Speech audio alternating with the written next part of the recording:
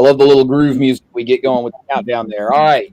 Welcome back to day 3 of MystaraCon, everybody. Appreciate y'all being here. Those of you watching this on recording after the fact, you missed day 3 of MystaraCon, but we're glad that you're able to still watch us.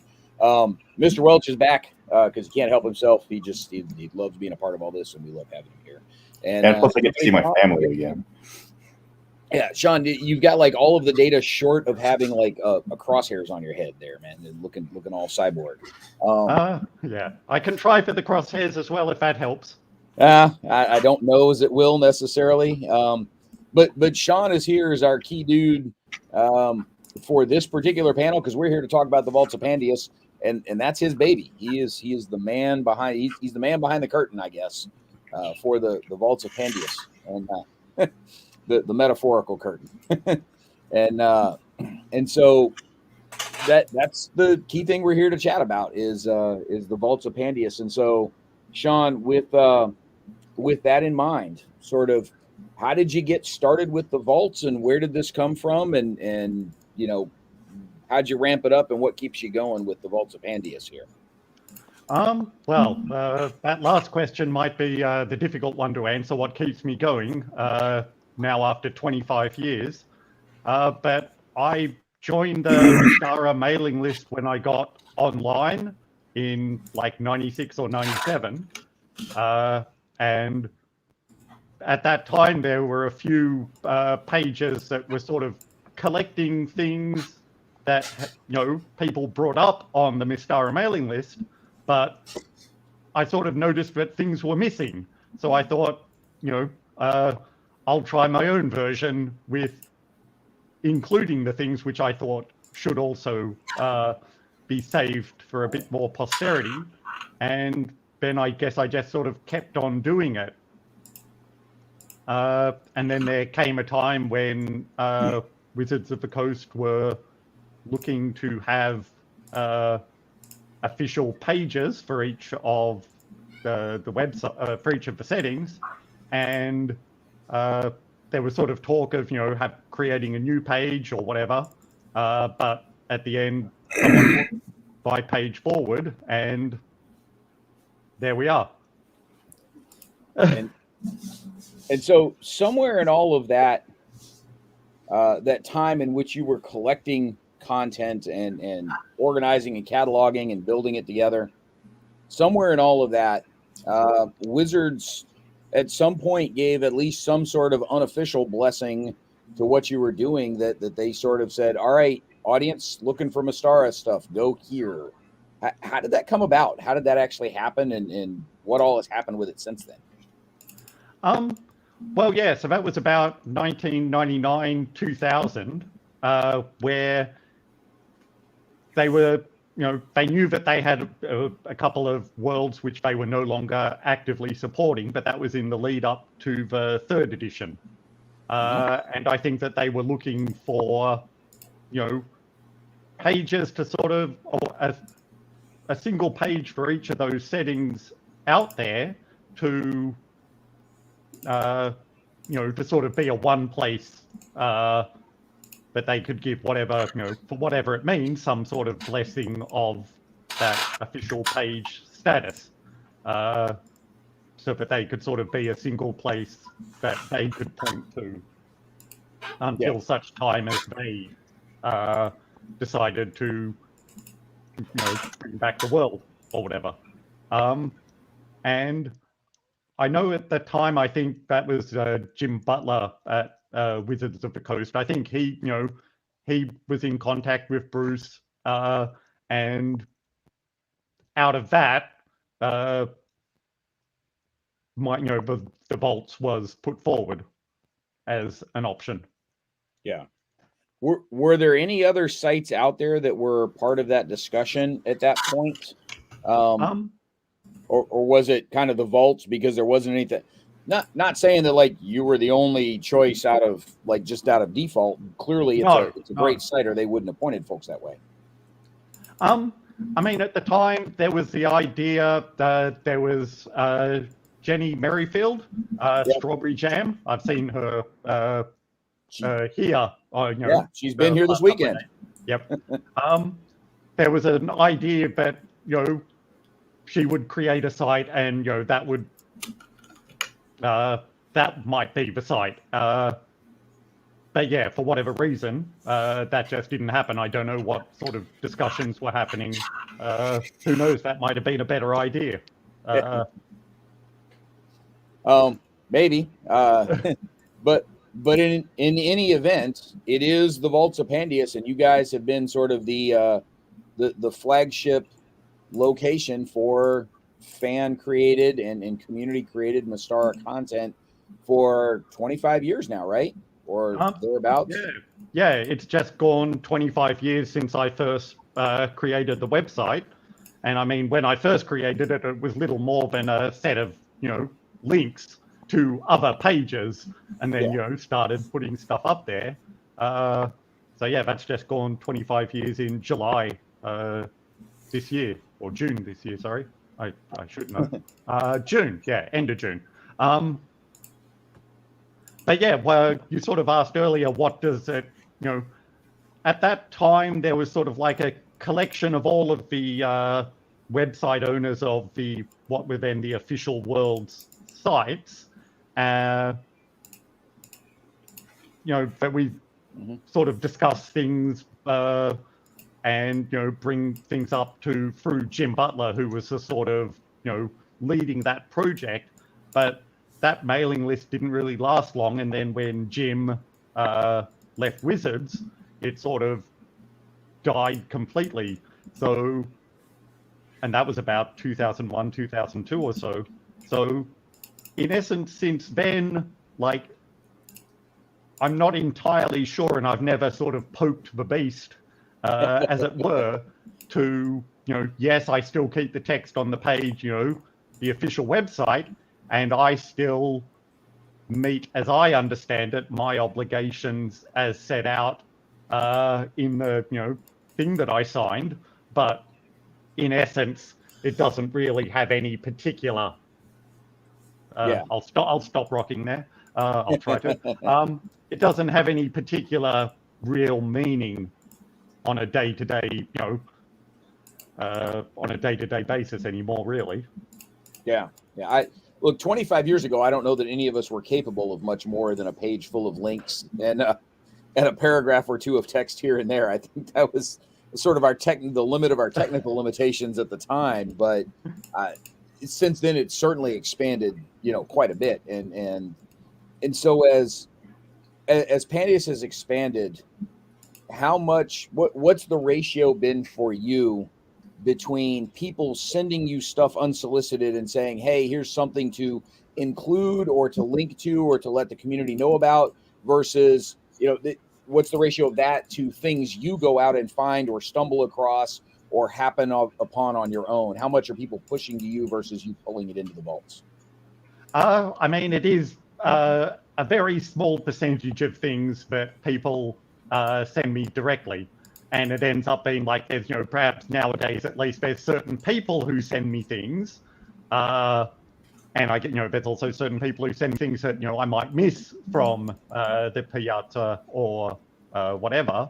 But yeah, it's predominantly is stuff that I take from the Piazza and from the Facebook groups, which, I mean, you mentioned earlier the people behind the Vaults of Pandius, but unfortunately, it's only me and has been for the 25 years. So I sort of do limit myself to the forums that I look through.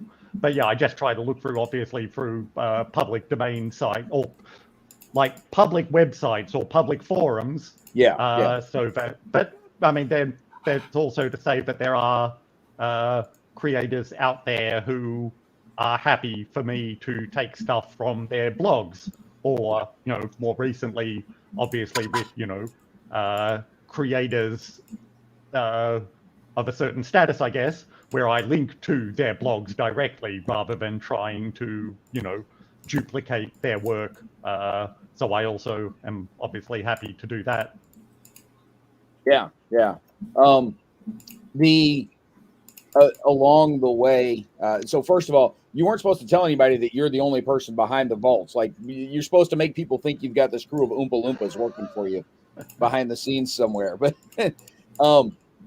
along the way, there's been obviously a massive expansion of the information that you've got. At some point, it became big. At what point did you start migrating from, hey, here's a whole bunch of links, to, all right, now I'm actually hosting files, time to sort of catalog and organize and sort these things? How much of that, obviously that's a pretty significant effort, but how much of that was, was an intentional, okay, let me sit down and figure out the design, and how much of it did it just evolve over the time? It pretty much evolved over time, but it sort of did quickly turn into more than just, collection of links and a few articles. But yeah, I mean, overall, the sort of the logic, the breakdown as is there now has been pretty stable. Broadly pretty stable since the late 90s, since 99 or 2000 or so.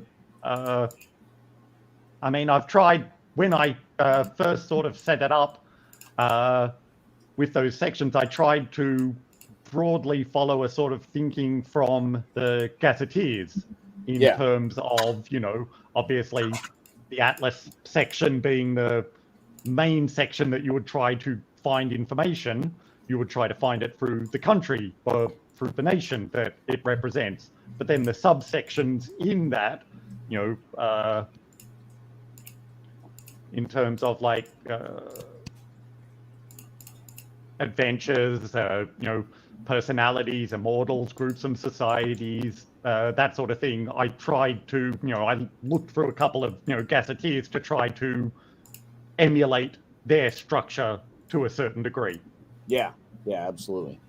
So, what was hoping that the audience was going to jump in here with a bunch of questions, so I didn't have to invent 2 hours worth of questions for you.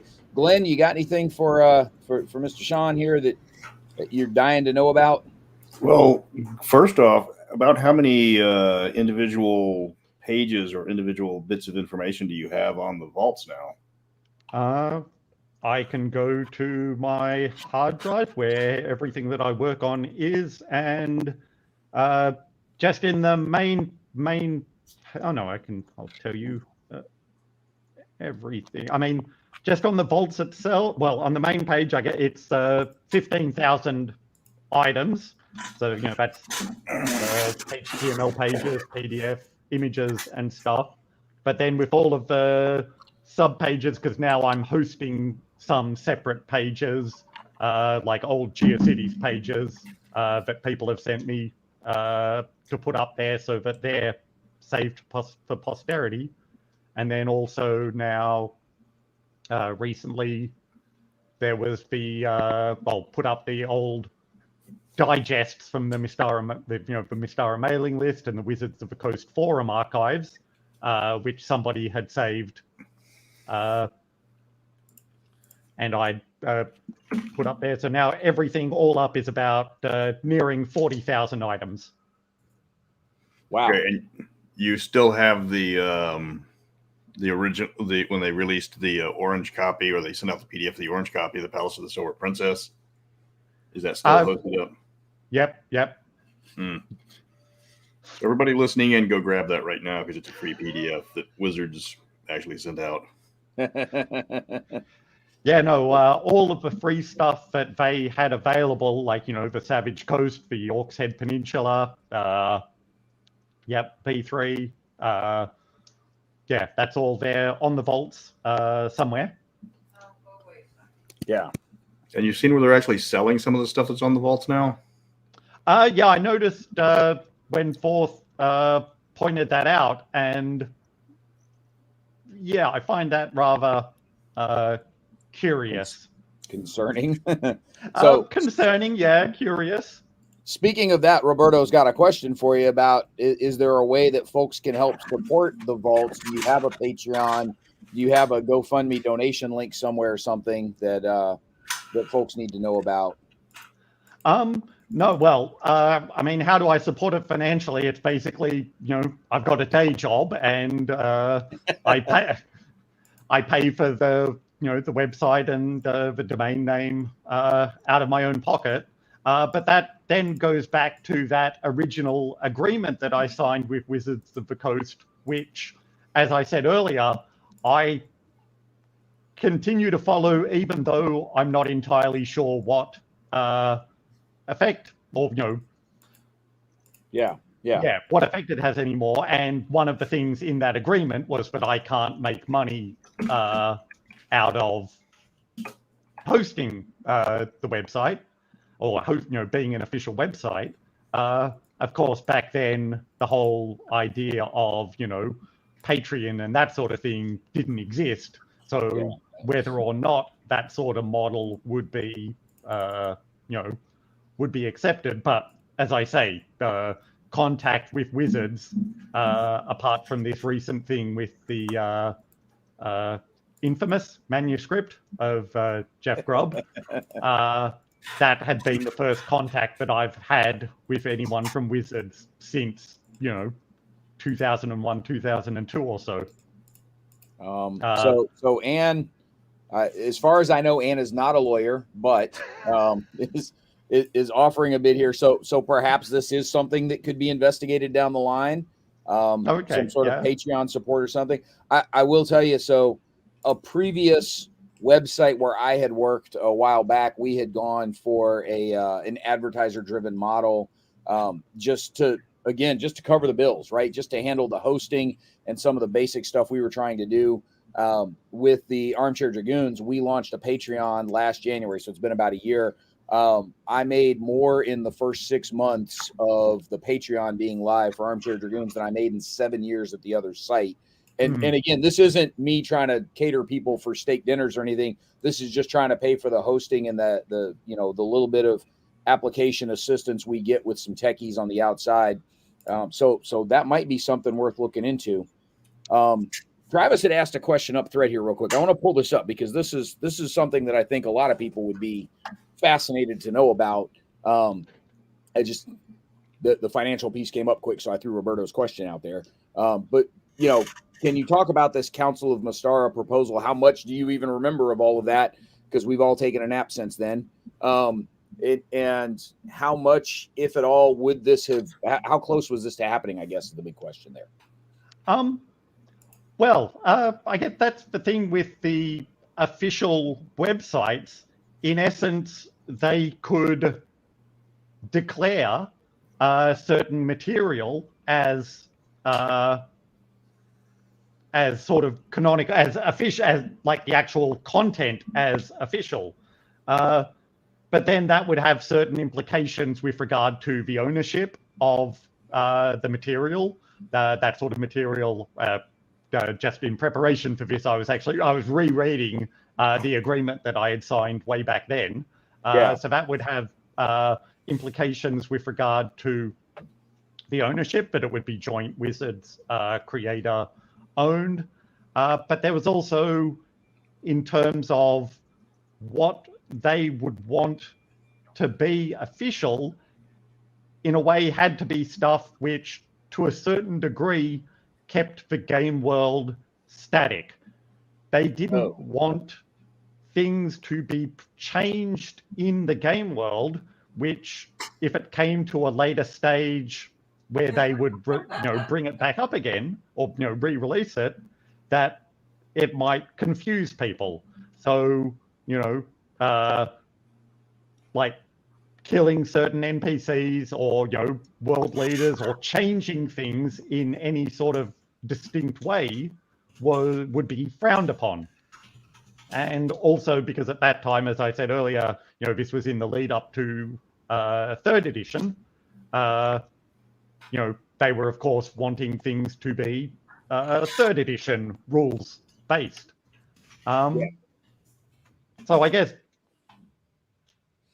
because of all of that, and I mean, when I set up, my idea with putting things on the vaults was not to limit what I put up there, not in terms of the rule set, not in terms of, progressing the setting, but also not in terms of saying no to things just because they had an alternative take on, whatever aspect of the game world. My thinking was that people could find useful information out of anything. So I wouldn't want to limit it. So yeah, I never progressed, or I never looked into that idea of, or I never followed up that idea myself. Yeah.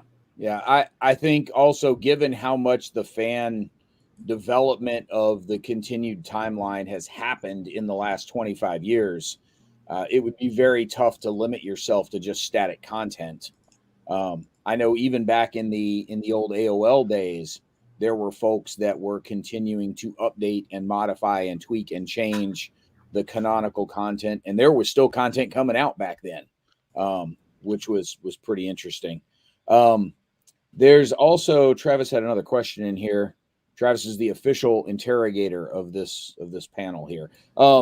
So the official fan Mystara logo contests, whatever came of that, do you have any archives of that? Like, if anybody was going to have it, it would be you. Like, this is there? I suppose Glenn might have it, but he probably got it from you. So I'm just sort of curious, what, if anything, might have come of that. Yeah, I would have to say that generally, in more recent times, I have been better in terms of, saving and collecting everything at least somewhere.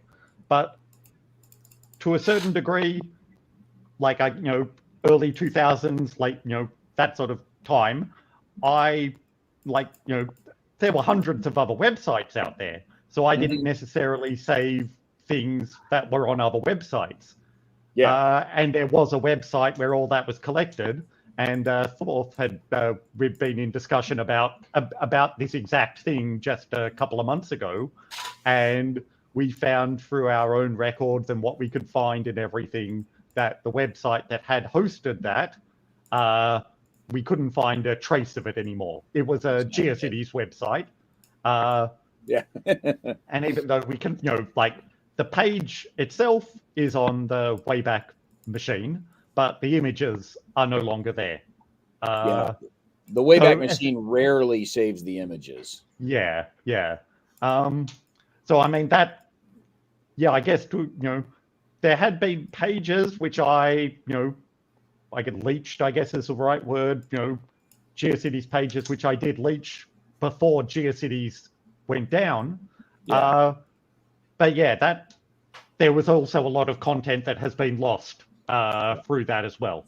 Well, that brings up that I promise we did not plant this question with Anne, but that does lead into Anne's question here about are there any mirror sites and are they up to date, that in the event something catastrophic happened with your hosting at all, that everything you've worked on isn't lost? Afraid not, and I should probably look into that. I mean, recently, or at least the last year or so, I have been updating a page. I can probably share this so that let me turn off my screen share and let you take over the screen there for a bit. So I will say, so to that end, as Anne is asking, the Wayback Machine will archive things upon request. If you send something up that says, hey, would like for you to archive this thing and make sure you catch this. And I think that you can specifically request for graphics to be included as well. So solves some of those other issues, that you can put those requests in for them to host things for you in the archive. Because I know some people that have done that for some professional organization stuff. Okay. And Anne is also offering to help set up a mirror site. So maybe get in touch with Anne after all of this. With Anne and Paul.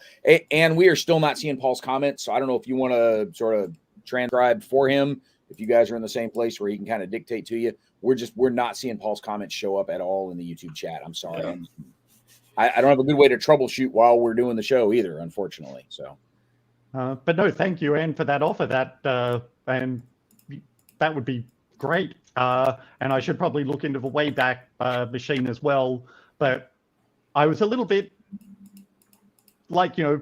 troubled-ish when noticing, things on the Wayback Machine, which I thought were, proprietary materials and probably shouldn't be there. So I don't know how.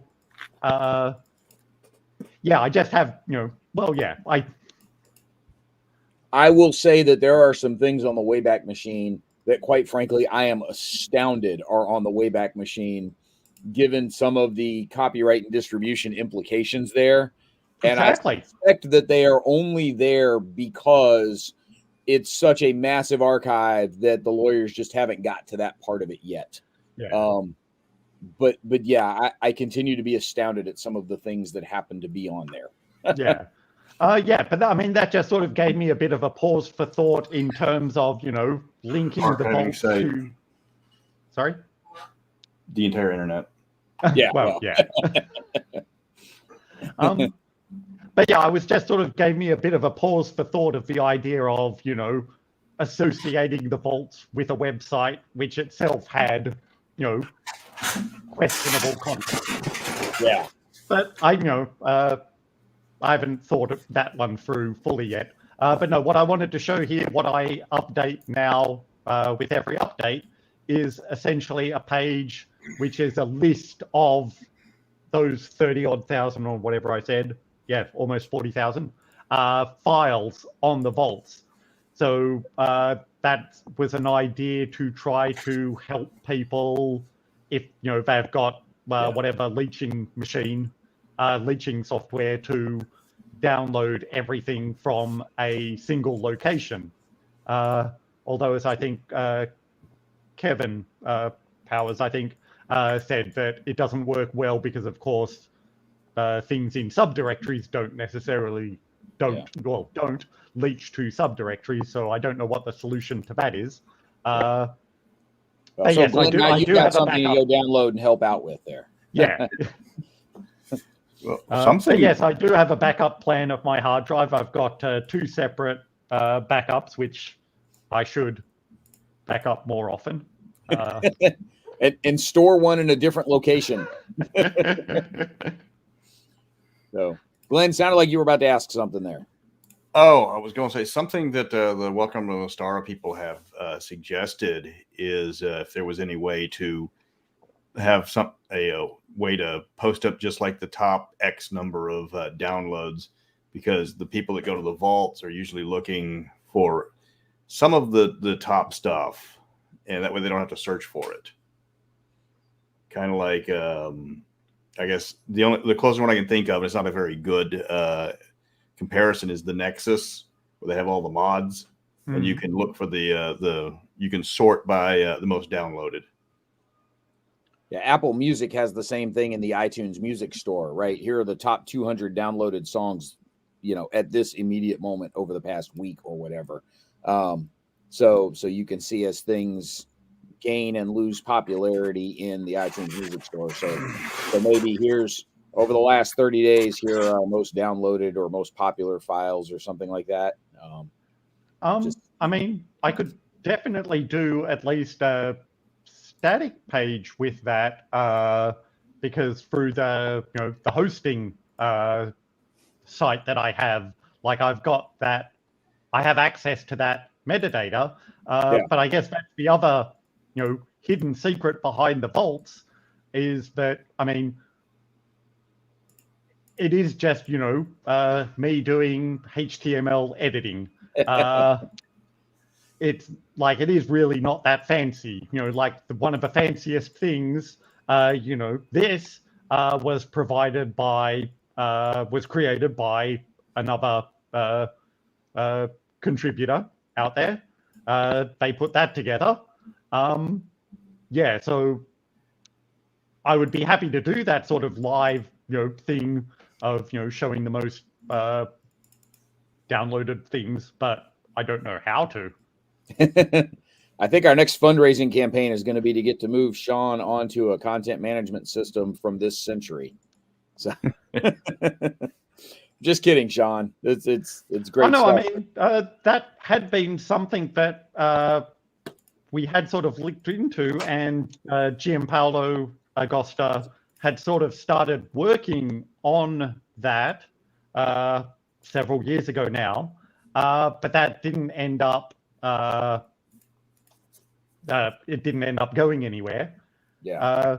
But then just sort of in a thread on the Piazza recently, that got brought up again, and he was saying, because he works at uni and lectures in that sort of thing, he seemed to be saying that that's not necessarily the way to go necessarily anymore. But as I say, I don't really know. And as a guy who in his day job has done content and data migrations like this, it ain't easy. Like this is not this is a non-trivial thing we're talking about, to pick all this up and move it. Look, this works. Like the stuff is still here. People can still get to it. Near as we can tell, you're not going crazy maintaining it. So, it's too late for that. Yeah, well, perhaps. I did want to ask a question before we get to some more of the audience questions. The Threshold magazine, like you host it here. I think it's available in a couple of other places online. Was this something that you threw out to the community that said, hey, somebody should really do this? Or was this something that people brought to you and said, hey, we want to do this, we want you to store it? Or were they doing it somewhere else and you just sort of, waved at them and said, hi, I can host this for you? How did your collaboration with those guys come about? I know this just came up as an idea on the Piazza several years ago. A couple of people, I'm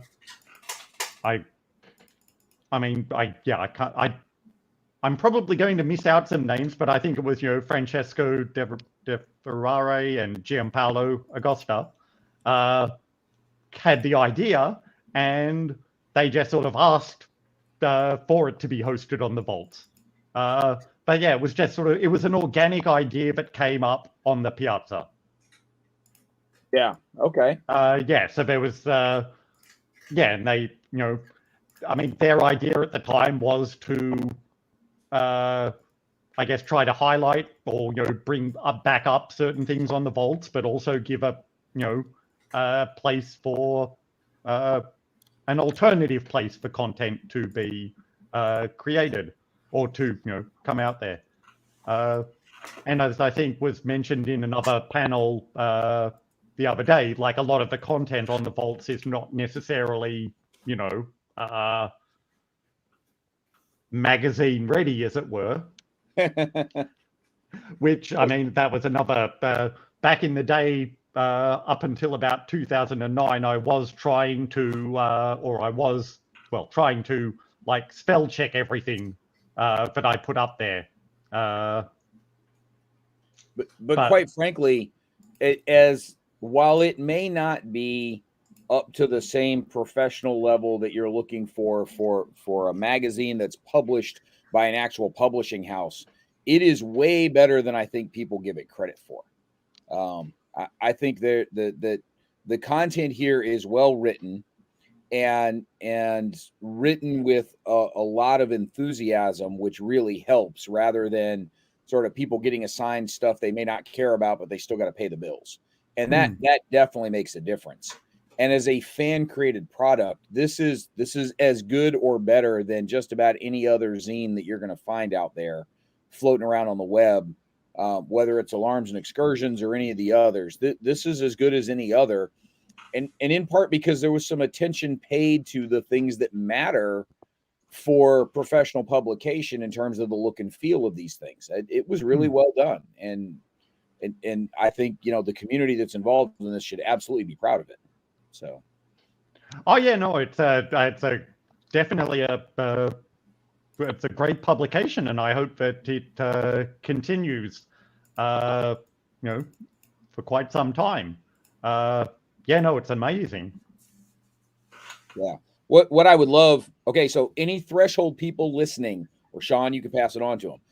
What I would love is for a Threshold PDF that was pre-formatted to go get printed somewhere, kind of like what Glenn did with the Mystara 5e Player's Guide, where it was pre-formatted for Lulu, that you could take that PDF that you're allowed to get for free and shell out of your own pocket for the print-on-demand piece, so that nobody's violating any rules where, like Glenn has said, he's not he's not allowed to charge anything for the Player's Guide. You can't charge anything for Threshold, but it's pre-formatted that you go walk into. I keep wanting to say Kinko's, right? That just tells you how old I am. Into FedEx office and say, here, print this out. Here are the specs. Make this happen for me. Print it so I can take it out of here. I would love to have paper copies of Threshold magazine, but that's partly because I'm old-fashioned and I like paper copies of magazines. But it would, I would love it. I would absolutely love it if somebody could get around to doing that. And Ann's got a good point here in terms of Threshold's amazing and the challenge is having time to read them. Yes, agreed. But it's the kind of thing that, quite frankly, if I had a paper copy, I'd probably make more time to read it, so that if I was sitting on the couch in the evening with whatever on in the background, I've got the magazine right there in my hand to look through, and I don't have another digital device to stare at after spending 8 hours a day staring at screens. So. Totally agree. And I did the same thing, just putting forward another amazing fan creation series was JTR's fan gazetteers. Like I've printed out some of those maybe at work, just because likewise, I'm much happier reading, a paper thing than reading it online, reading it on the screen. But that's why I put up my hand every now and again to do a bit of editing of articles for the magazine, because that sort of is a way to actually force me to read them. Otherwise, as well, it's like I'd like to have a paper, something physical to actually read. And I think you're right in that they are large to be too easily printed. Affordably, look, I worked in the printing business for a while. There are ways that if you know what to ask for, you can get a lot of things done fairly affordably. The biggest issue is just getting the document as you receive it formatted to be able to hand to the person across the counter and say, print it with the following specs, so that it actually comes out on the 11x17 paper that they can throw it in the saddle stitcher, or many of those copy shops have things that will internally staple and then just spit out the other end. Here's your finished magazine. Is it going to cost $15 an issue? Yeah, it might, as a print on demand kind of thing. It might cost you $15-20 an issue. As a quarterly thing, somebody might be willing to do that. I might be willing to do that, quite frankly. I would be happy to have some paper copies like that. It's just a matter of formatting, and quite frankly, I don't have the time to go back and reformat what they're providing to do that. Again, this is not to knock what they're spitting out, because what they do spit out is fantastic. Anytime I can not have to stare at a screen, I am much, much happier. Between my home laptop and my work laptop, my desk is like one monitor away from being an evil lair. So I would like fewer screens. Yes. Speaking from experience, to get them to be print ready, you have to get them in a specific format, which would require, unfortunately, a lot of editing and a lot of work. There's a lot of layout work involved in that. Absolutely. And this is not to minimize or denigrate the amount of work that it's going to take to do that. I know it's a headache from having done all of that kind of stuff. But and suggest, some sort of best of Threshold is designed for printing. You're right. Absolutely. It would be a lot of work. That said, if somebody's willing to do it, I'm willing to print them out and read them and, realize that vision. So, we totally want to do that. Jonathan is saying, thanks for the shout out on the Gaz F. So you can totally set up a template for doing that and fit everything in. It's easier to start with the template and then make it fit rather than, apply it afterwards. Yeah, absolutely. So I should probably talk to you at some stage if and when that other infamous project ever gets to closer to the light of day, because that's something that I started to do some, I put it together, with a desktop publishing program, but in terms of what the actual settings do need to be, I should probably get those off you to make it so that, if things do ever come to fruition. Yeah. Because that's one thing about publishing offline. My original Player's Handbook was formatted for BookBaby, and there was a completely different layout than Lulu because they use different machines, and then BookBaby refused to print it. Yeah, they gave me an email saying that we don't print game books, so I had to go back and redo everything for Lulu, and it was a pain in the ass. Yeah, so you got to find out where you're getting it printed and just go with that. Because you got to get their settings. Yeah, it was probably the most asinine thing I've ever seen. But anyways, for folks who okay, so the Player's Guide, there it is. Yeah. So the settings for different providers are likely to be different? Yes, it's based on their physical hardware of what they're printing it with. That's where they get their layout. That's how they determine their bleed and everything else. Yeah. And then you have to have everything has to be either divisible by 4 or 8, depending on how they do it for page count. Wow. And then you have to do the cover separate from the actual book. Yeah. And okay. Wow. And that's it. Like, you don't have to guess. If you go to Lulu or any of these other places, even if you call your local FedEx office, whoever, and depending on what it is you're printing and how complex it is, and ask them, hey, I need the specs for this. They will give you all of that information. Yeah. It's not like you've got to guess. They're going to give you those answers. Oh, no. A lot of them, they'll have a separate page explaining to you exactly what you need, and this is how you do it, because they want your money. Yeah, exactly. That's what I was about to say. They want to make it as easy as possible for you to give them money for things. So, so that is definitely in there. All right. So some actual questions here instead of just us blabbering about printing things. Travis wants to know, what projects do you have on the horizon, or what would you like to see more of for the Mystara community? Kind of what's your vision of what you've probably seen more of the breadth of the Mystara community than damn near anyone else, just from having to put it all on the vaults. So what's out there that you would like to see more of, or what you know of that's in progress there? Well, I mean, just going back to that earlier thought that we had, like, broadly, I mean, but if the vaults could be like a proper content management system where, I don't have to, put things online myself, there'd just be a system there, that people could, send stuff to, that'd be great. But, that would be, as we've sort of, said, a long and a long process in and of itself. But in terms of, like, content that I would like to, there's no sort of projects or whatever. Like, I have certain things that I'm trying to work on that I would like to, send to Threshold or something, but that's just me. But the problem is, working on the vaults takes up so much time that there's little time for anything else. More often than not. Yeah. So at some point, some number of years ago, you had messaged me about copies of the old net mags from AOL from way back when. I'm dying. Like, how did you even find out that these things existed, much less figure out that I was the guy to track down on these things? Because they weren't that big of a deal when they were first created. And I didn't really think folks cared all that much about them, because we didn't get a ton of contributions to them after the first handful of them. They kind of died on the vine from lack of content coming in. Certainly not a problem the guys at Threshold have these days. What the heck?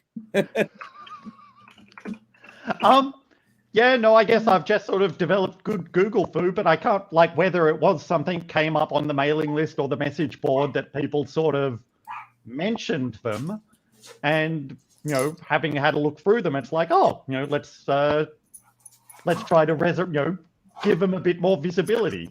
I mean, I guess that's what my underlying thinking has always been, is to try to give a bit more visibility to things that other people might find useful. Yeah. Yeah. Well, if anybody did, I apologize. They were pretty low production. Part of the thing, and this goes back to the vaults starting back in the mid 90s. The net mags are roughly contemporary with when you started the vaults. Not knowing what kinds of machines we were working for, and with PDF having, I'm not even sure PDF was even remotely a standard at the time. It was in its infancy, if at all. We were trying to format things for what we knew AOL could read, because that's where these things were. And so it's just raw text files, just .txt files, and GIFs as the images, because AOL wouldn't even consistently show you JPEGs at the time.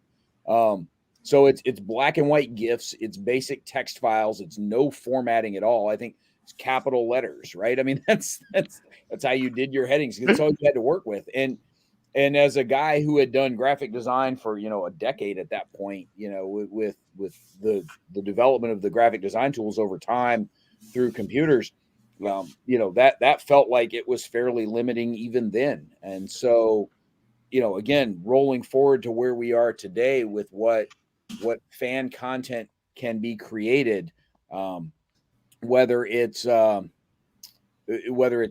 Thorf's maps, or whether it's the Pandius, the threshold layouts and everything else, it is light years ahead of what we were even trying to do back then. And it's fantastic. It's great to see that banner continues to fly. So yeah, and I guess what you just said made me also think, because I'm Australian. Although I'm living in the States at the moment. So back in the day when I joined the mailing list, it was sort of like there was always this mention of the community on AOL, but it was something that I didn't have or couldn't get access to. So it always sort of fascinated me, like, what's going on over there. Yeah. A lot of griping actually is what was going on there. So Dwayne's got a question for you here. How much, given how much you contribute to within the community, do you have kind of a favorite thank you moment out there? No, well, I mean, I like when the community got together and did that. Where is the 15th anniversary? Sort of little thank you page. But I mean, I'm not entirely sure. I guess what the question is, but I mean, I'm just happy to see, like, the number of visitors go up, and happy to see, like, the number of downloads. For the latest issue of Threshold, like, I did the, that's going to be... Like, at the risk of sounding old, I remember when your visitor count was in the 4 digits. But again, that's just because I'm getting old. So... but no, where are we here? Brief history of the vaults. Yeah, so this was just an article did for that, but I'm happy, seeing these numbers go up over time.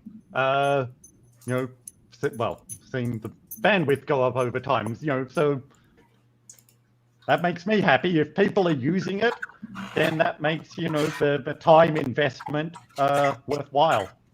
Yeah, totally.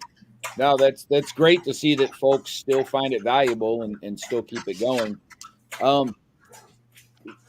Obviously, there's been all sorts of rumors of all sorts of documents that supposedly existed inside the wire back at TSR or Wizards, depending on when, that were being worked on, and they got shelved for whatever reason. Yes. How much, if at all, have you been able to get a hold of any of those once were almost official, but then abandoned sorts of documents? And what, if anything, are you allowed or able to share with any of those? Well, I mean, the stuff that Bruce shared publicly. Well, is that going to be from there? The stuff that Bruce shared, that's up here. So, in particular, these pages. Yeah. I mean, this is the famous. I don't know, maybe not this one. The reference guide, I think, which included the list of forthcoming products at that time. So I mean, all of this stuff that I have, or that that can be shared, is shared. And of course, the Savage Coast campaign book and Monstrous Compendium, which Wizards released, and the Orc's Head Peninsula campaign book. Of course, that's all up there. But I guess the one that you're not mentioning by name, the Jeff Grubb manuscript, which is the only other thing which can be added to that list. Yeah, that's not something which I can happily share at the moment. Could you unhappily share it? Yeah. maybe release the Gref Jubb manuscript. I mean, of course, obviously, part of me would be more than happy, given this was something that came about. I think Jeff Grubb mentioned it on his blog, and then somebody suggested to him that he should send me a copy so that I could put it up, or whatever. So he ended up mailing me, the hard copy. Wow. And I've since then, I've scanned it and OCR'd it, and because it was at an early stage of pre-editing, I've also edited it to, give it a, fix spelling, for everything from spelling mistakes to, a bit of consistency. And then, as I said, learned how to do graphic design to try to put it into a form that might be more pleasing. But yeah, I've since,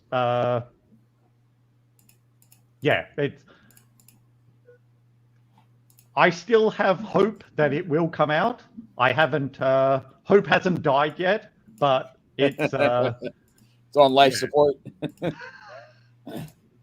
So Travis mentioned that Bruce's Heldan Freeholds Gazetteer was another one that was never officially released, but might have snuck out in the WotC, the transition and implosion of Mystara, between TSR and Wizards, and then between BECMI and second edition. Yeah.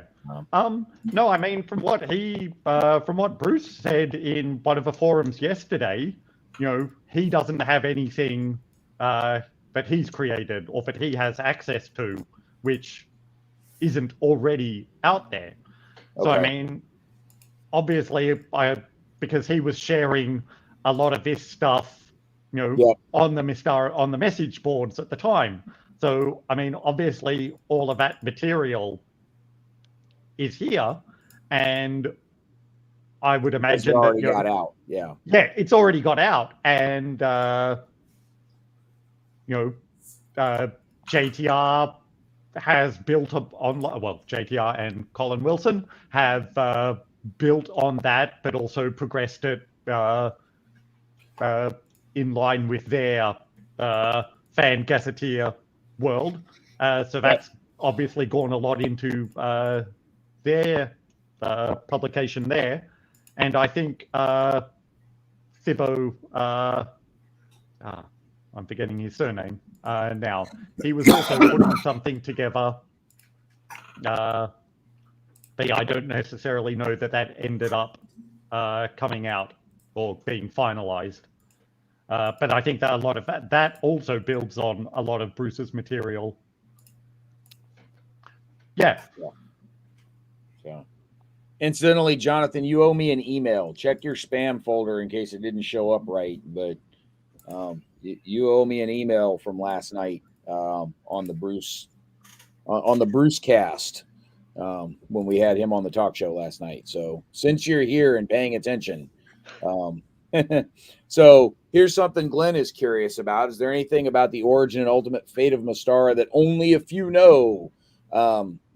That is sort of very close hold knowledge that was either being used to build the world or was eventually going to be revealed through some sort of meta plot. Is there something out there that here's the interesting part of that, Glenn. Of course, it's entirely possible that the answer is yes, and none of us are cool enough to be in on the secret. So, yeah, I think like anything in terms of the overall view or setting will be here under resources, the Mystara setting, and then these articles which Bruce made available for us. These pages and the article that he wrote, I think that was he wrote for Polyhedron magazine back in the day, that is the sort of best overview plus forward-looking content that was within TSR at the time. Yeah, that, and again, part of the challenge you run into is that once official support for it was abandoned, and the people all got assigned to other things, the amount of brain power they were going to devote to something that was a project they were no longer involved in was going to be minimal. I mean, that's how things work. None of us are necessarily thinking about the job we were working at 10, 12 years ago because it's 10, 12 years in the past and we're not spending a lot of time on it. But just to say, like, I'm amazed at the amount of material that Bruce has created for, Heldan and for Alphatia. Yeah. Since without getting, like, this amount of material is astonishing. Yeah. Well, and part of that comes back to how much of that was necessarily created recently versus, oh crap, I still have that disc, and then sort of send that along, and where it was created in 1997, but we just found the disc when we were cleaning out the closet with all the boxes up in the very top. Yeah. Because that's never happened to any of us in the past. So Travis is curious, what personal projects do you have kind of on the back burner? Do we need to throw out Sean's top 3 things he's waiting to work on and see what the audience thinks you should dig into and focus on? No, I mean, it's nothing necessarily that exciting. I mean, obviously, if you I don't know what my no, that's not me. I mean, if you go look at whatever I've created that's on the Vault, you'll see that I am one of the least prolific creators. So, I mean, yes, I may have ideas, but yeah, that's they take a long time before they see the light of day, if ever. So yeah, there's Yep. Nothing worth talking about. Sorry, Travis. Great question. Lousy answer. No, I'm messing with you. Yeah, no, lousy answer. It's okay. All right. How much, if at all, have you done any outreach to some of those professionals who had been involved in some of the creation of it? Obviously, we've lost a few of them along the way. Not just that they've drifted away from the community, but they've shuffled off this mortal coil, and so you can't go get those guys back necessarily. But how much have you tried, other than Bruce, tried reaching out to some of those other creators to see what they might have had, stuck on a back burner somewhere, or still have some reference files for anything else that that they may have in their archives to get them involved. And thinking primarily more the professional folks here rather than necessarily just the fans that have been around forever, like Jen Merrifield or me or James Mishler or folks like that. But chasing around some of the pros that had worked on things, whether it's, Caldwell or Ann, who's here in the chat somewhere. So I'm afraid that's actually not anything that I've ever done. I mean, okay. Yeah, I'm generally a fairly shy person, and so the idea of reaching out to people to, creative people to bother them is not something that, if I think about it, I think, would they appreciate that? Probably not. Okay, so Ann, that's your cue. If you're happy to be bothered, and so Reginald's got a question here for you about how much has OSR, if at all, impacted the vault. So some of these old school revivals that are floating around out there that are trying to recapture the feel of the early days. I say the early days, right? The mid-late 70s to the early 80s of role playing. How much has that revival movement affected either your traffic or your contributions or your downloads or participation in the vaults? I mean, I don't. I haven't really sort of, apart from getting those statistics together for that latest issue of Threshold, it's not something that I've ever looked at or, thought about in that regard. But I mean, in terms of, as I said earlier, I don't have any restrictions, or I don't put any restrictions in terms of what is created up on, or what is put up on the vaults. As I said earlier, Wizards sort of back in the day had a very obviously third edition looking slant, which is not something that I personally, wanted to limit. But I mean, that's the thing, even now, BECMI or BX material, I think is still the predominant, apart from obviously, just non-rules related material, that still seems to be the predominantly what people create. Yeah. Totally. Unfortunately, Ann says she doesn't have any vaporware laying around, which you're crushing us, Ann. You're breaking our hearts here. But it's understandable. It's, again, once you leave an organization, you're likely to dump the stuff you had from working with them because that's not where you are anymore. Which is why I know a lot of folks would really love for Bruce to, revive Mystara and do a ton of stuff. Look, the dude's got Kaladar. That's where his energy and focus and attention is going, and rightfully so, because that's what he's making money on right now. That's where he's cashing those checks. And so, look, we would all love to be able to bring Bruce back to Mystara and have the gates wide open and create new material there again. It's not realistic. It's unfortunate, but it's just not realistic that that's ever going to be able to happen again. So are you listening, Wizards? Yeah, well, if they are, we're probably going to get a couple of lawyer letters long before this moment in the call, in the broadcast. Yes, talking about releasing the Jeff Grubb manuscript, if they weren't listening to that one. But I mean, Bruce even now still on his blog releases new BECMI material. So, he's still, he hasn't abandoned us fully. No, not fully. But again, that's not where he's working. And again, as Ann has said, she's moved on to her own publishing company. Go get them, Ann. Send us the link, Ann. Let us share the thing so that we can run some people in your direction.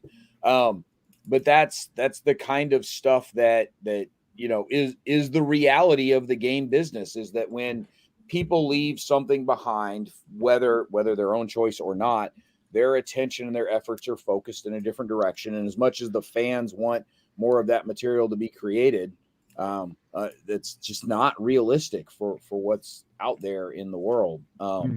People do people do what they're paid to do. And if you're not getting paid to do it, it's just a hobby. Yeah. And in the case of some things like this, there's negative income in parts of this hobby. There's as Sean will tell you from his hosting bills over the years. Quite. Somewhere in all of this, Sean, if nothing else comes out of this show, somebody help Sean set up a Patreon or a donation link to help cover his hosting costs.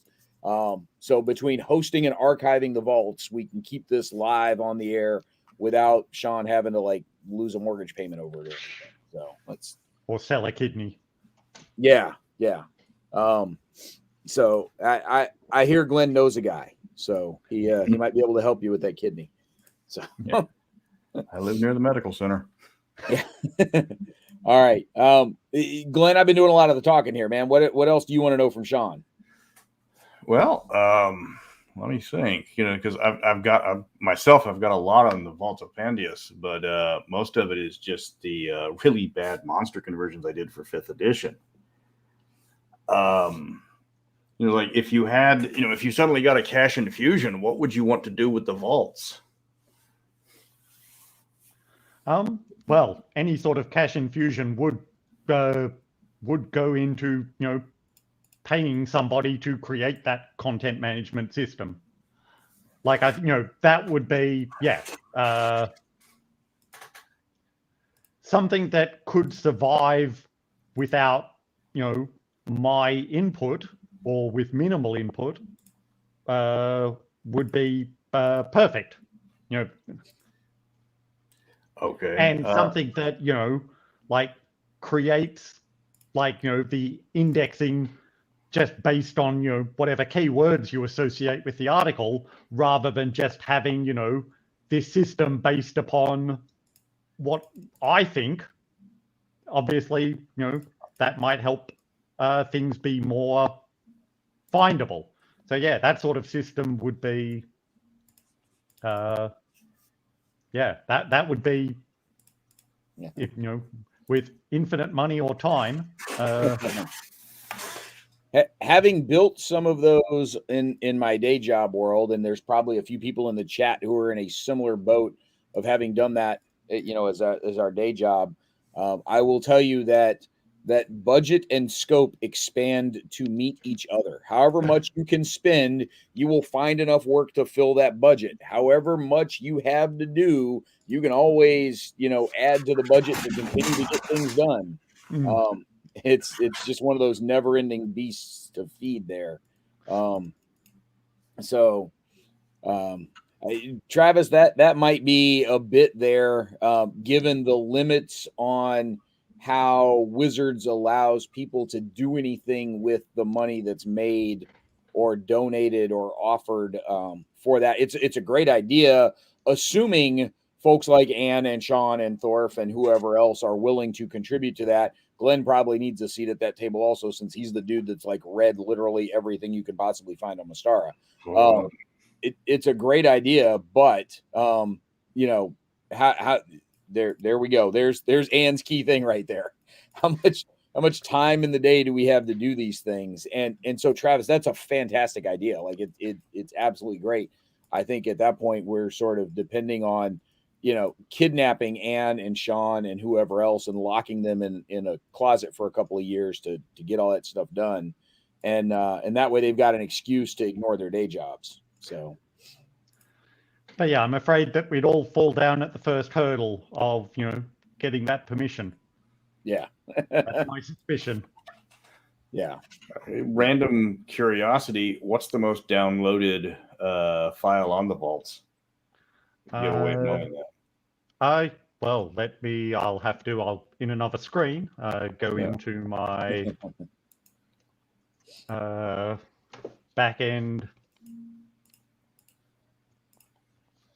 of the website. So here's what I'll do for you, Sean. I'm going to take over the screen for a minute.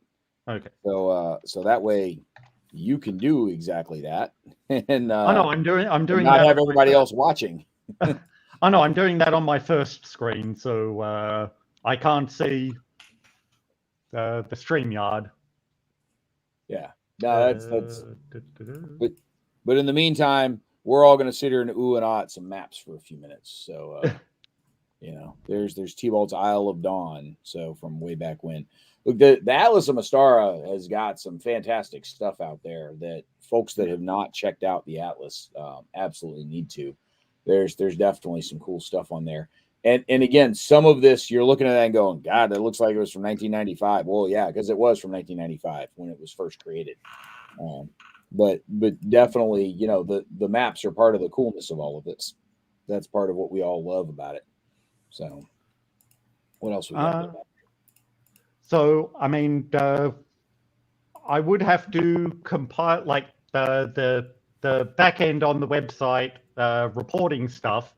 Only lists things by year, so I would have to add all that together, and that only goes back to 2005, which is when that must have been since I moved to this host after Gordon McCormick, who had been hosting me after GeoCities died, and then Jenny Merrifield, who was hosting me after Gordon was unable to do so. So yeah, I only have that material since 2005, but I can tell you, and I mean, whenever I've looked, this is going to be the same answer anyway. The most downloaded thing is that, for 2021 at least, is the B3 original version. Oh, okay. Kind of that probably shouldn't be terribly surprising, huh? Yeah, I am not stunned at all. And I mean, the top 10 for this year includes a couple of Threshold magazines, but also includes your sorry, that's a link now, I guess, because I used to have the earlier version of your player's guide, Glenn. Version 27, yeah. Yes. But now old shame. But that's still on the top list for 2021, and also your Atruigan guide. That's in the top 10 as well. But then number 3 is the English version of Marco's Codex. Yeah. But yeah, in terms of Threshold magazine, something that I have noticed year on year is that, yeah, it ends up being like the latest couple of issues, but then the issue 1 still remains, like for 2021, it's still number 7. Yeah. Sean is curious, or Travis is curious if Sean, if you've met any of the Mystara community members in person. I think, look, for a lot of us that have interacted online over the years, this may be one of the first times many of us have been on screen with each other for a bunch of this. Over this past week, where we've made it an intentional thing to get everybody online at the same time and just have some real world interaction, or some real time interaction before we all, anybody got on planes and started traveling anywhere. So, but yeah, no, I haven't met any other community members in person. No. Yeah.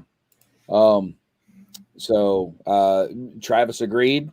And I will say, so before I get to some of the other comments here in the chat, somebody had brought up yesterday on the Discord, and it might have been in one of the chat, like the happy hour chat that we had on Discord last night. It might have been in a conversation on there, the idea of like an actual in-person MystaraCon at some point in the future.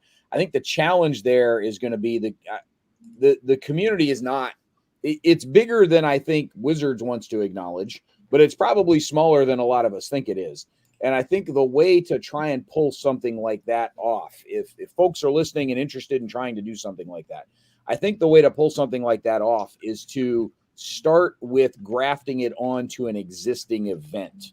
It doesn't have to be Gen Con or Origins or something that big, but if there's Gary Con, right, or whatever, one of the smaller role-playing focused conventions, try and organize a Mystara specific meetup or a small Mystara specific program under the umbrella of one of those, I think is probably your better starting point, because then somebody else is dealing with all of the registration, the booking the hotel, the organizing the times to do these things.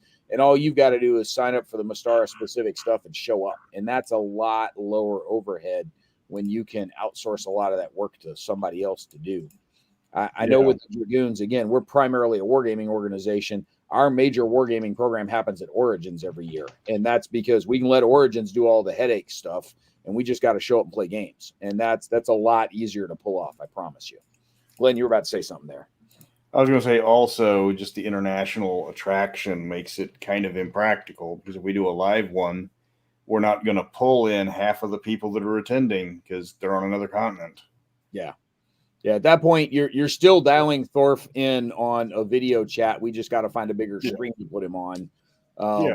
Or like the Italian panel we had yesterday, where we had the whole thing in Italian, so I have no idea what they were talking about. They were having a good time. I hope it was all good. But the Glenn's right. I mean, we've got a very international attendance here that I'm not sure we can pull off in person. It would be cool. But we'd have to do we'd have to do American MystaraCon and European MystaraCon. Yeah. But didn't they have a couple of years ago a convention in Italy? They may well have, and I'm just not aware of it because I speak like 4 words of Italian. But I vaguely remember something about that, and I think they even had Bruce over there as part of it. Last time I was in Italy, I got through it by speaking Spanish. Yeah. So. Yeah. And I know 400 words in Spanish. All right. So Retro Roller's got a good question here. And I think you've even got a little bit of that starter spot on the front page to help point people to that. In terms of a good place for people to get a good feel for that. Back in the day, with that exact question in mind, we put together the Newbies guide, which is basically just a rough overview of the known world area. I mean, it is quite minimal, but it was just with that view to give people a first taste of what the nations of the known world area were all about. But now, with Glenn's 5th edition book, that would also be a great alternative.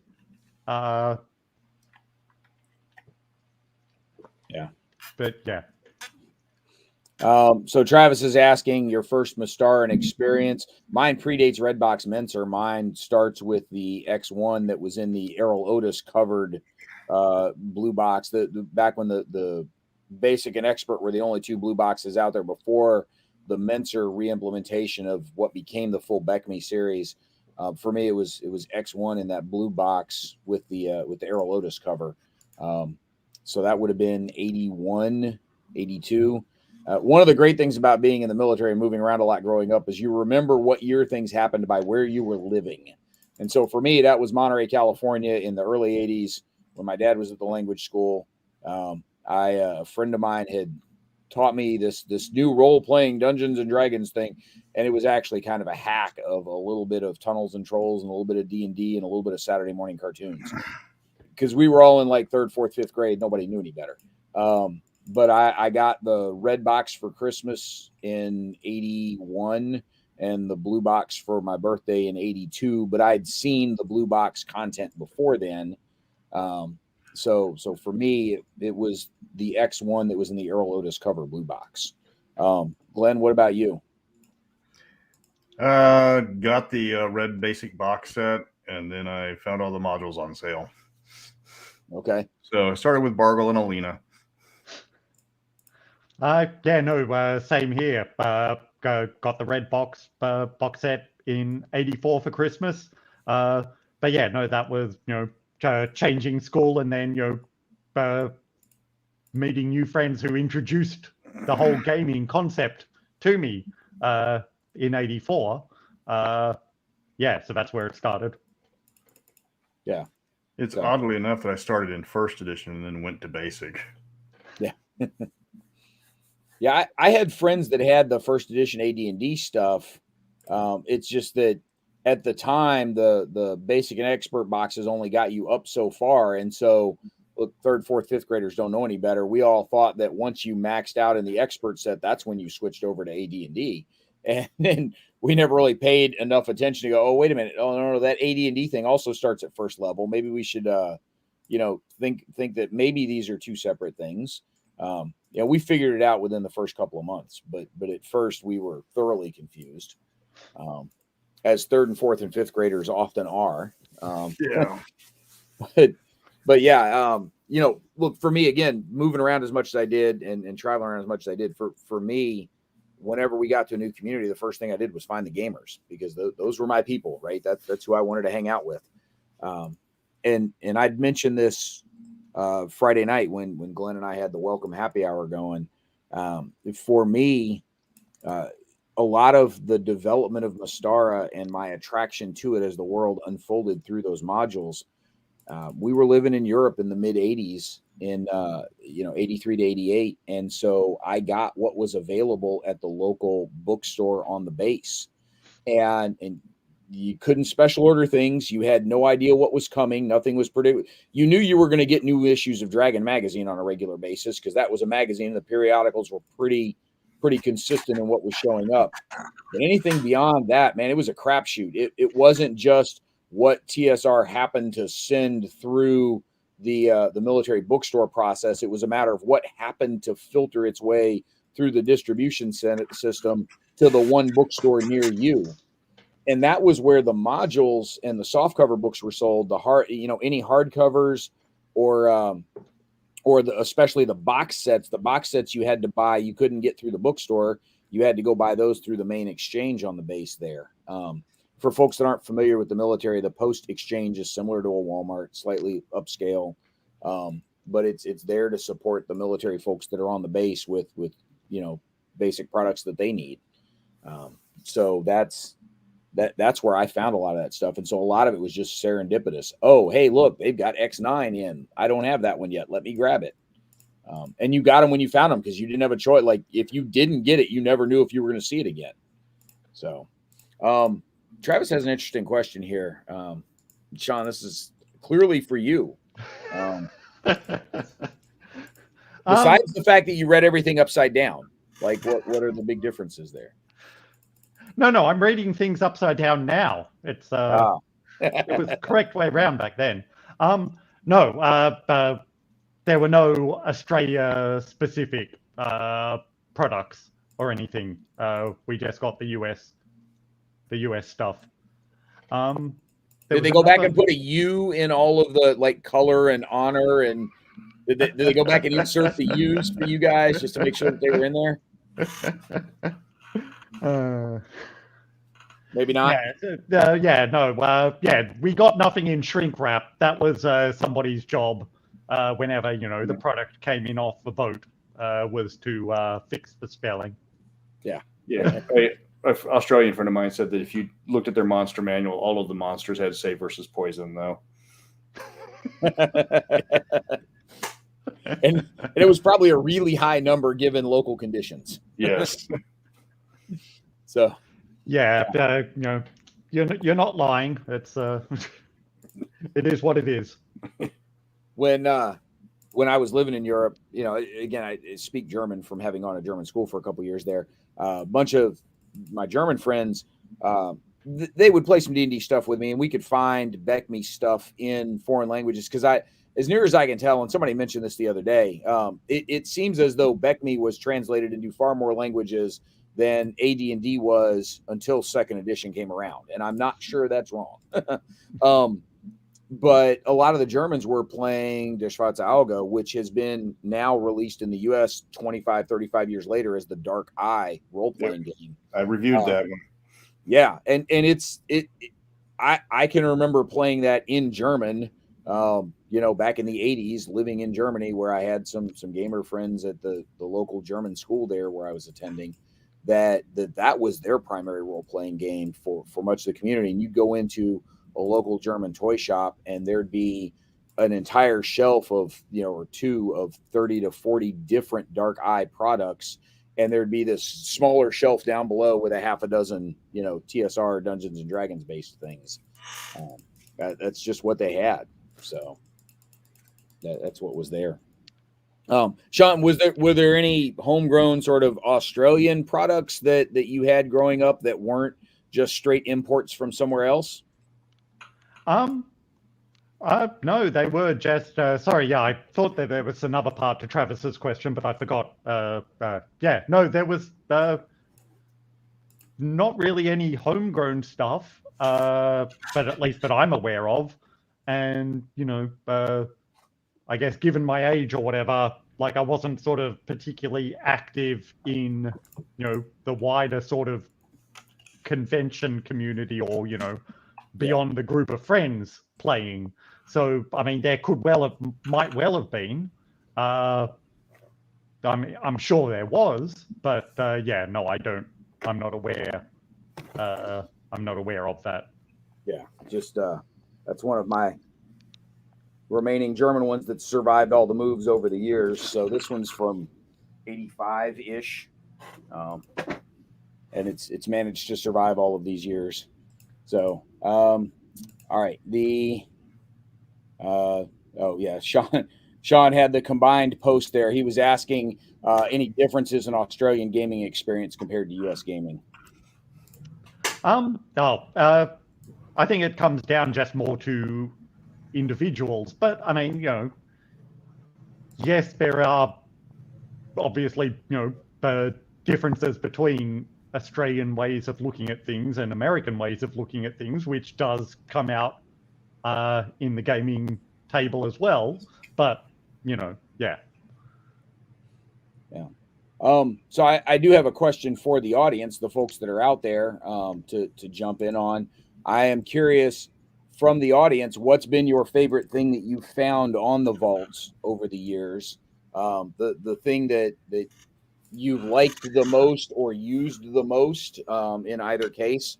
I know for me, it's Threshold. It's the magazine, pretty much hands down. I've, as much as I enjoy reading some of the other material that folks have released over the years and going back and seeing a lot of the stuff that Bruce has shared, for me, Threshold magazine fills a void that was left when Dragon magazine became a Paizo production, a decade and a half ago. And to me, Threshold brings back that feeling of Dragon magazine from the mid 80s. And it's as close as I'm probably going to get now that Gary's widow has forbade the children from continuing with Gygax magazine. Threshold's as close as I'm going to be able to get with that. So I'm curious, audience, please chime in the chat. Like, what's the coolest thing you've found for you on the vaults, and what is it that you've used the most off of the vaults? Glenn, do you have a particular something that jumps out for you? I've mined the vaults so much for my web channel. I've probably downloaded a few, or not downloaded, but looked at a few thousand trying to find any information on certain things, because, I mean, let's be honest, Mystara's strong point is not continuity. You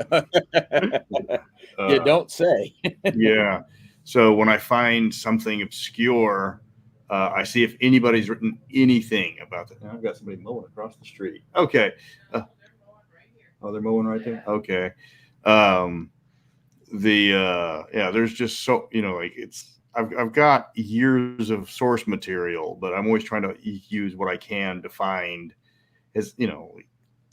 find something that I can talk about, and that I can, use somebody else's that makes sense, because like the evolution of the Black Eagle Barony, some of the Mystara stuff is almost like a combined work in progress, where somebody comes up with a good idea and somebody comes up with a better idea to add on to the good idea, and then more people add on to the idea, and the idea becomes kind of replaces the canon.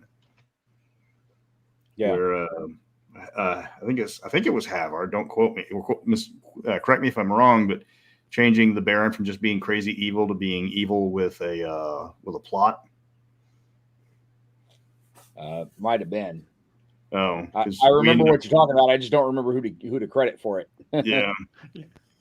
Yeah, Kilbargle. That's from Kilbargle's in Dungeon 150. Ran it for my players not too long ago and killed off the helpful, friendly introductory NPC. There you go. But no, just to highlight some other things that people aren't mentioning, I'm actually amazed that the Mystara Almanac hadn't gotten any love yet. But I thought that, this publication, which Harvey started, progressing things beyond the 10th AC 1013 for a few more years, I thought that that was a wonderful combined fan effort at the time. And I think there's work on the next one, the 1020 Almanac, is still happening. But then I'll also, already mentioned JTR's fan almanacs, but then also Misha Gelman's created a few more Hollow World reference books for nations which hadn't been covered there, which I thought was, good and interesting as well, particularly noteworthy. Well, here's something that'll have some people doing a happy dance. So we'll pause for a moment while everybody gets out of their chair and does a little quick happy dance. Yeah, I'm not going to dance. We'll get banned from YouTube if I try that. That's one thing that about the vaults is the cream does rise to the crop. People tend to navigate towards the quality stuff.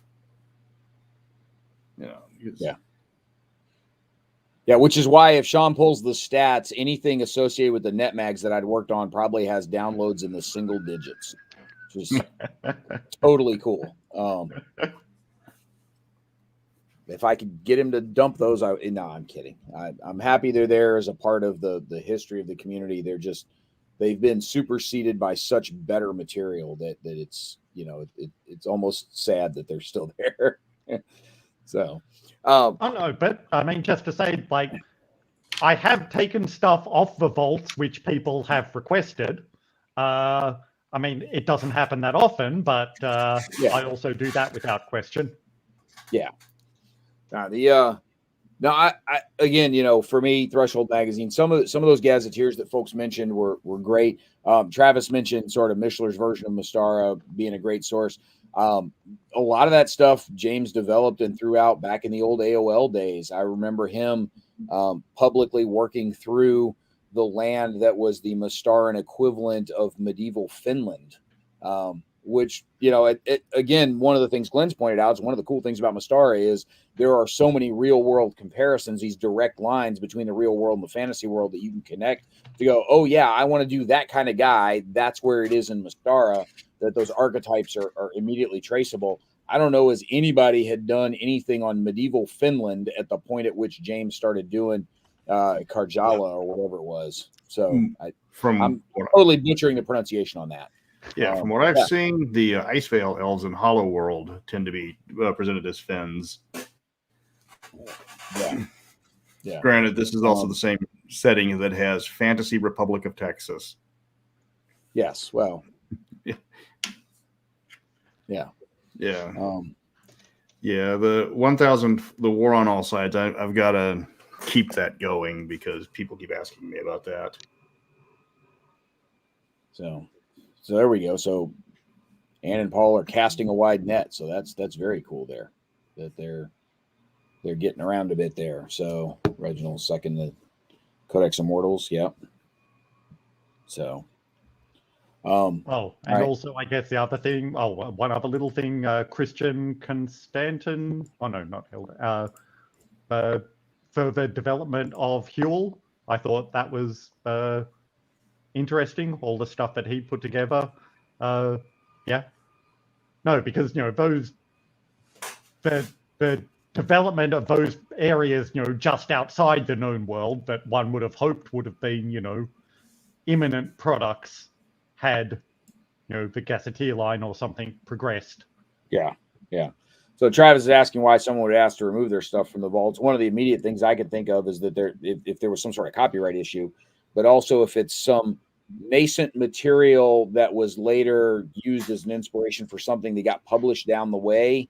It might be that they want something removed so that there's no confusion with the actual published stuff for a completely different setting is what I could think of. Sean, do people give you reasons why they're asking you to take stuff down, or they just say get it out of there? No, and I've never asked, but I think the one sort, it's only happened a handful of times, but the instances where the person has given a reason for, was exactly as you say. Yeah.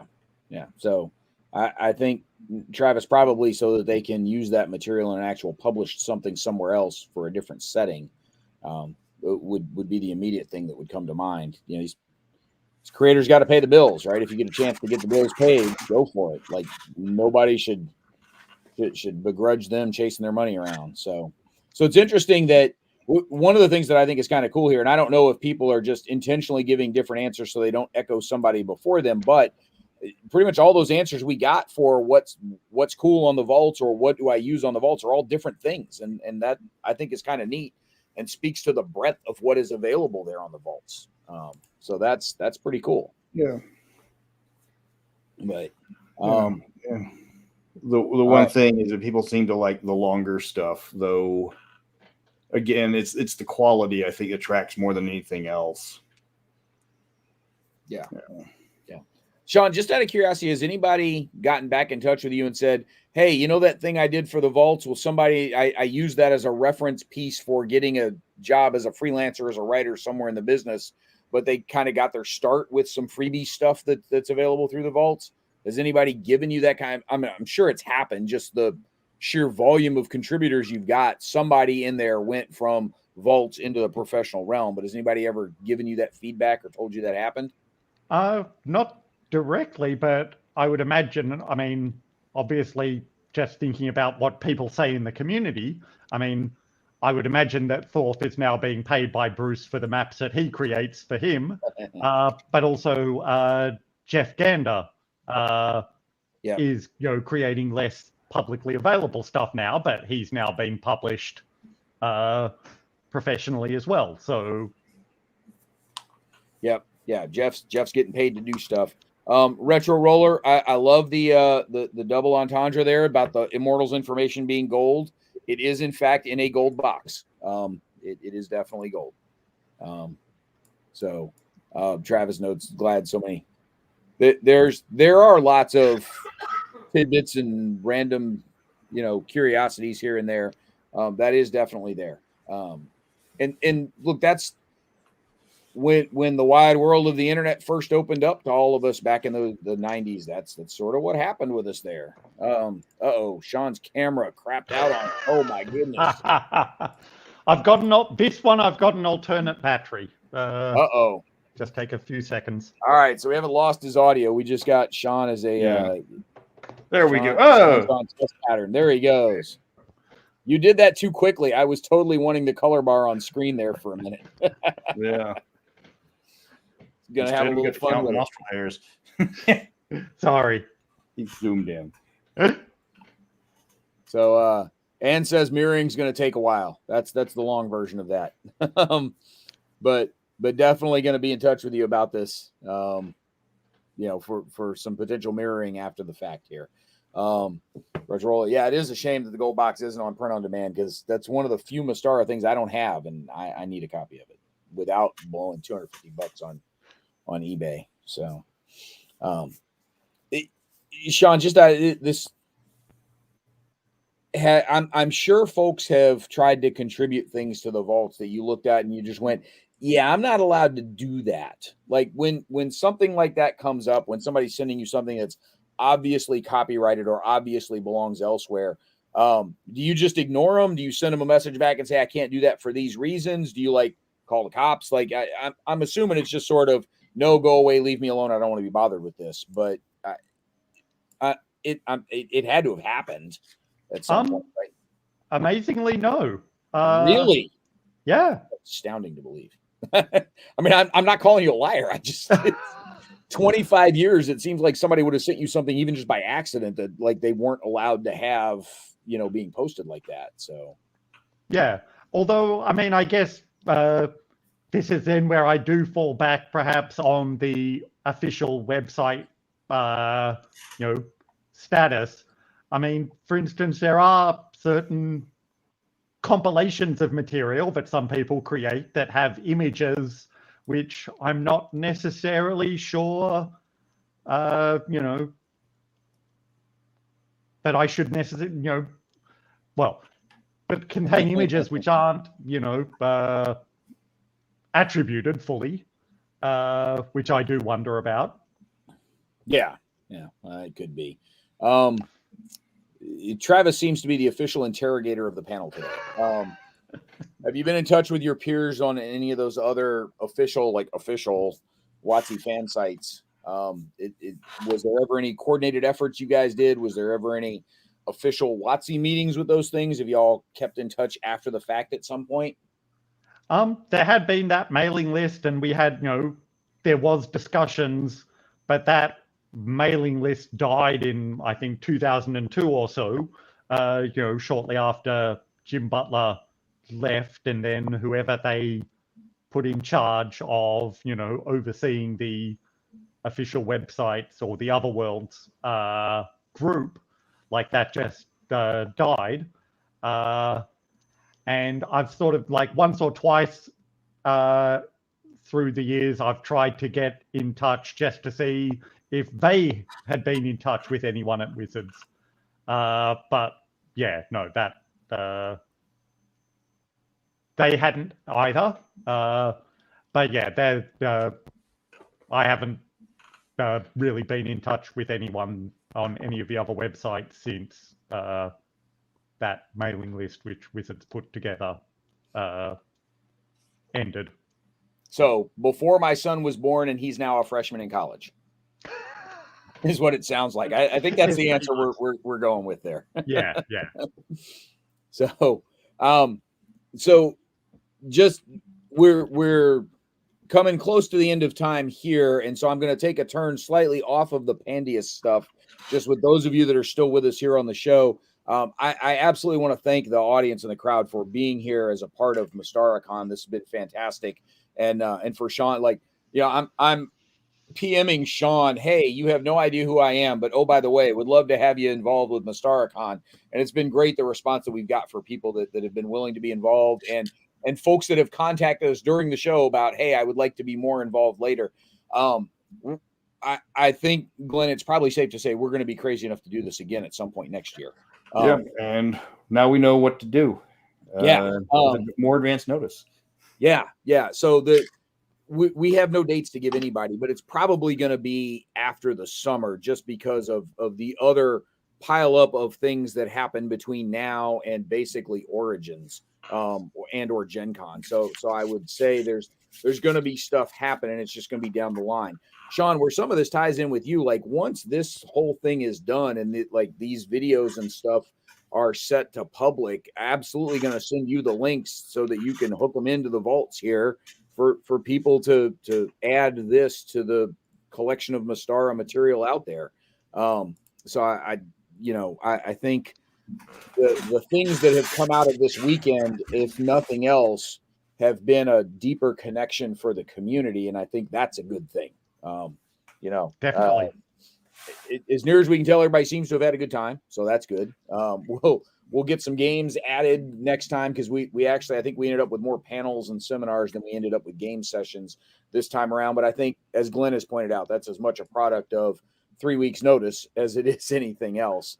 But definitely going to do this with a little more notice for next time. So as folks are, looking at MystaraCon going forward, that's something to pay attention to.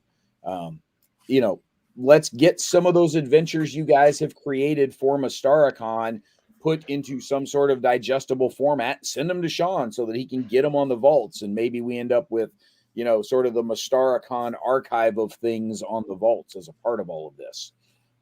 So that would be kind of cool as well. Hey, Glenn, what else you want to say to the crowd here? The dozen and change that are watching us live, never mind the people who catch us after the fact. Oh no, this has been far beyond our wildest expectations. If you guys have any suggestions for my video channel, I've got about a year's worth of programming still written down. In fact, I got to go work on one later today. But if you have anything that you want to request, let me know and I'll see if I can work it in. Yeah. So definitely do that. So Retro Roller, one of the things that is on the docket of stuff to improve for next time is outreach and notice and information getting out better ahead of time for more people to find out about this, as well as better ways to get engaged with it. Some help information on tabletop.event, some help information on how the Discord works and those kinds of things. Yeah, we do have to find a better way than posting it on. Most of the Facebook pages I posted on that are D&D related immediately quashed it or it got pushed down. Yeah. So there definitely needs to be some ways to get that information out there a little better. And I'll tell you, so we're doing this we're doing a bunch of this stuff through existing Armchair Dragoons infrastructure because I'm the big Mystara nerd over at the Dragoons and we have that infrastructure to work with. Happy to continue doing it there, but there were some assumptions that we made based on our prior Wargame convention, digital convention experience that weren't necessarily true of this audience. Things like game length, as well as some other things that I think we've learned some good lessons to take forward from here to try and update some of these things as well. So Travis, one of the challenges we run into with that Zoom format for everybody to see each other in a seminar talk show like this, that's a real pain in the ass to retransmit through YouTube. And part of the reason we wanted to be able to broadcast these through YouTube was not just the ability to sort of share these comments on screen like this, but also YouTube builds in the recording piece to make it easier to archive later.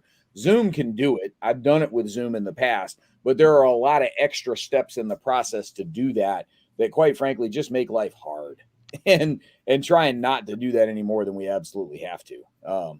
So the StreamYard piece works pretty well, particularly when you've got an adept producer working it like last night. I'm sure y'all will notice the production quality difference between the show Merle ran and literally every other show that we've done, because Merle is really, really good at this, which is why I wanted him on the one with Bruce. Sean, last thoughts on the Vaults of Pandius here. I know we just hijacked your show there for a second to tell people about upcoming MystaraCon stuff, but what else you got on the vaults that you want to leave people with coming out? No, not at all. I was amazed that it went this long with questions and discussion. I mean, send me stuff that you want on there, or send me stuff that you want linked to. It's there for you. Yeah. All right. And so with that, I think we're gonna close out questions there. That we're definitely gonna thank everybody for having been here and really appreciate it. And thanks to the panelists who were here. You guys are awesome, and we really appreciate you guys being here, especially Glenn. Other than the panel in Italian, were there any of these you weren't on? I did. Well, the 5th edition one devolved into the art theory of Mystara, and I was on with Bruce, and then this one. So those were the 3 I was on. Well, and the happy hour one on Friday night. Yeah, that was Bruce. That was the Bruceathon. Well, no, that was Saturday night. That was Saturday night. Friday night when you were. Oh yeah, the happy hour, the intro. Yeah, so I was on 4. Yeah, and though I think I was on this one and Bruce's panel, I was more moral support. Yeah, I think folks were primarily interested in talking to Bruce there. Yeah, no, this was Sean's show. I was just along for the ride. which we love you for it, Sean. Thank you. You've kept the game alive. You've kept the setting alive better than almost anyone. Yeah. So Thanks. through the Vaults have seen him through years of campaign notes. So thank you for all of that hard work. Nate, look, it's not like we're going into hibernation, right? We're not a bunch of cicadas that are going to bury underground and reemerge in a while. Like we're still around. Like we're going to be around. You don't have to wait a year to say hi. It might be a year before we're doing this again, but you don't have to wait a year to say hi. So yeah, that's so thank you for Pandius. Absolutely. And Travis saying thanks to Sean as a hero of Mystara there. So Thank so we definitely appreciate it, folks. And with that, I think we're gonna go ahead and say goodbye on this one. And the Discord is still open for a little bit, although we are going to close it down probably in a couple of days. But we will let everybody know about the YouTube links going live before we do that. So if you've got folks you still need to connect with or get some contact info from through the Discord, go ahead and do that soon. Because probably about a week or so, we'll end up shutting down the convention-specific Discord. And other than that, thanks, everybody. It's been a great weekend, and we really appreciate everybody's involvement. So it's been awesome. And thank you, Brant and Glenn, for running it. Cool, y'all. Glad to do it.